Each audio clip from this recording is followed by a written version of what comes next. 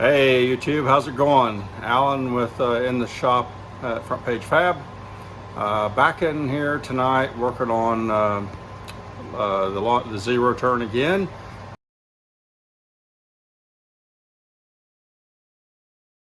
I will flip the camera around and I'll show you what we discovered after I got it all back together and took it back across the street. We smelled some oil burning, and let me flip the camera around and I'll show you. Alright, so when I took it back across the street, shut it off, smelled a little oil burning because it was going down and running down, hitting on the muffler. What we discovered was the valve cover. So when we brought the tractor over here, or the mower over here, I didn't think about it. We just picked it up with the chain. I wrapped a chain here and a chain over there on the other side, and used the tractor and loader, and we picked it up and just back drug it over here. The problem with that was those front wheels, as you can see, are just they're casters, swivels. That's it. So as I was going backwards with the tractor, this mower was sitting out front just doing this. I could not stop it to save my life. And what ended up happening, that's what broke this little fuel solenoid. And I had to replace that. Got that fixed, thought we had everything hooked. Fired it up. Anyway, what we discovered, and I didn't see it, you see that dent right there? Well, if you look on the other side, there's one right there, and kind of along the bottom there, it kind of scuffed that up.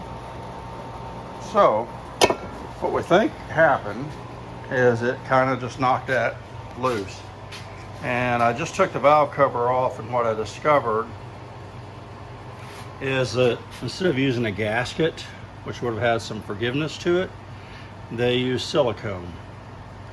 And so I'm guessing that when the chain hit down here, it just broke this bead loose down here, and allowed the oil to drip down. Now, it was interesting that it really only leaked just when we shut it off, but I suppose that allowed the oil to pool there or something, I don't know. But so we're getting ready to do that.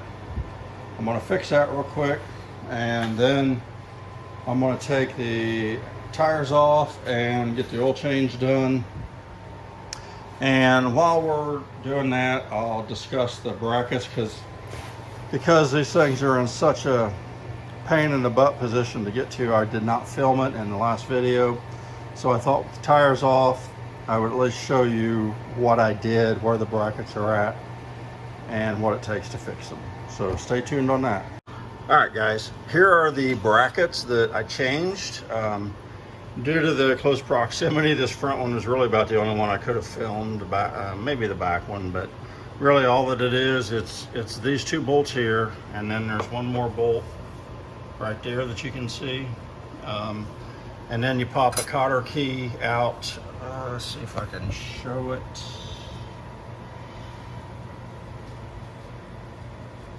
If you can see it in there, but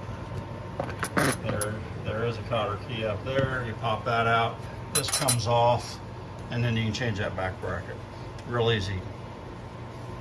After I did that one, I went ahead and did the front one, which is right here, because it was also broke. Well, on this side it was cracked through, on the other side it was broken half.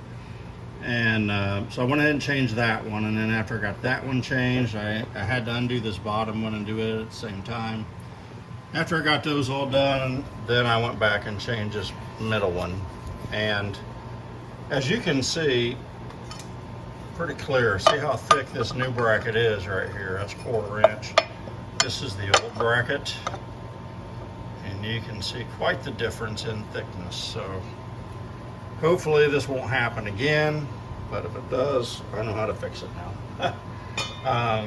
So while I was down here, it was fixing that up there. I went ahead, I was 18 hours past due on the hydro unit change, so I went ahead and we're doing that right now. So anyway, that's what's up.